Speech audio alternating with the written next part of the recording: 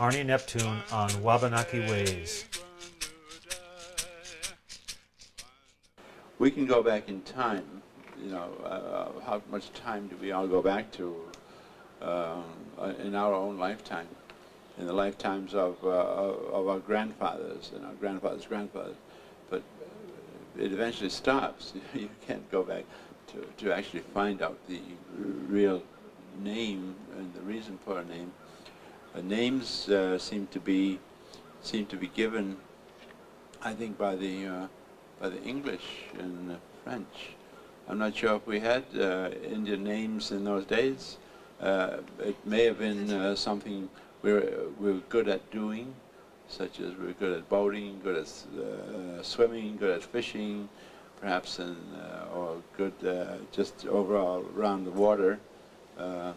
But some of the legendary stories is that our name Neptune goes back to the mermen, and not only the mermen, but we go back to my clan is the eel clan, so that again is the water situation.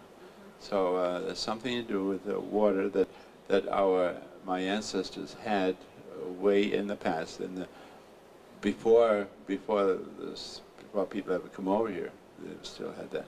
So whatever it was.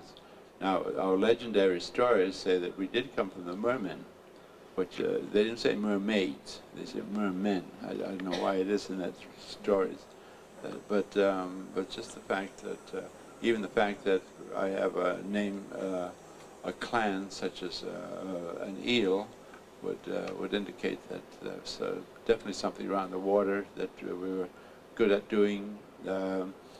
I know my legend has it that my grandfather was able to transform himself into a giant eel, and you know, he was able to go with the eels. They would go with them to turn himself into an eel and go with them for teachings, learning, and so forth. And so therefore the stories about Neptune, I think, probably was even with the French. They must have had the same version, or either that or the planet as well. So that's my only explanation of how that name came to be. My personal perspective is the honoring of the earth, honoring of the sun, honoring of the universe. That is my Indian and my own personal perspective of what will eventually become a good place to live on this earth, if and when the time comes that the human race can finally respect and honor this earth in the way that should be done, and also the Father, Son, and not take the sun for granted, or damn it if it's too hot, or damn it if it's too far away and we're cold, but to honor it and respect and honor the sun, because that is the first son of the Creator. In the Christian way, they say it's the first son is the original son is Jesus Christ, but the actual Son of God is the Son, S-O-N and S-U-N. So that is what I see about honoring, about showing my perspective as of what can be done to bring the earth and all its people back into harmony, is to learn how to honor and respect the earth and the sun and all the elements, and the Grandmother Moon as well, and respect and honor each other, especially the women. The women are the ones to be respected and honored on this earth. The men seems to be dominant, continuously dominant, and dominates everything, even to the fact of killing each other off, where the women seem to be the ones who they make life, and they want to nurture that life and keep it going. And that's why also I see a great I see a similarity of the mothers of the earth to the Mother Earth itself. So, in that respect, if we can eventually get the dominant races, or the leaderships, which are all mostly male, of all the Earth to recognize that fact, I think then we should be able to have a better way of living. I also know that the women of the Earth are the ones who starts things and keeps them going. The men don't do it. The women, they work from day and night constantly just to keep things in a better way. So I think if we, the leaders of the Earth, leaders of each country, could eventually become women, it's very possible we may achieve a better lifetime on this Earth. But that's my own personal perspective.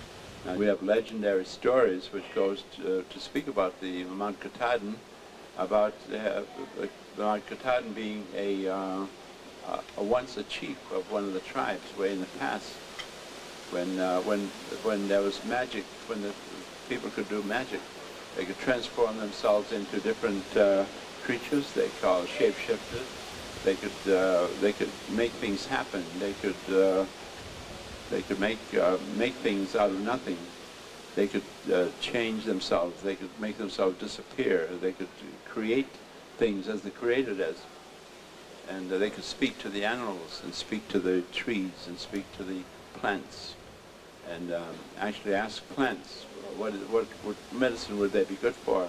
What could they heal the human race? And there's so many legendary stories that goes on. There's stories about Gluskabe, which was our original teacher, and Gluskabe was a man made from nothing by the Creator, and he was sent on a journey around the Earth to learn all the secrets of the Earth, and to be able to bring that knowledge back and teach the people in this local area about how to live in the woods, how to live with the animals and with the plants and trees and so forth. And so he did. He went on a journey across the oceans and all around the Earth, and when he came back, he was taught how to. He taught the people how to live. He also taught the people about the spirituality, about honoring the Creator, honoring the sacred mountains, and the sacredness of all of the Earth and all the people as well. So, when he came back, he taught the people how to kill the animals, but how to respect them, how to ask their permission, and once given permission, and then go ahead and kill them, but to use all parts of the animal or bird for the human consumption and for the betterment of them, such as the feathers to be used as tools, as headdresses and so forth, and also the fur-bearing animals to be able to use those the furs for their shelter, to cover their shelters, to cover their bodies, to have blankets, and how to use every part of the animal. Every part of the animal is used for something. The bones were used for tools. They made tools, sharp tools out of them to be able to use to sew things together. And all the fibers that's in the plants under the ground, they were shown how to use those to bind things together. They were shown so many things. They were shown actually how to live in the woods, and to be able to live that way and make shelters of birch bark from birch trees, and how to keep warm in the winter, how to keep a fire going, how to never lose that fire even in the winter, with the what do you call that? Not the sage, but the fungus that grows. The fungus will burn for a long time. It won't go out. There'll always be a spark there, and so that can be continually.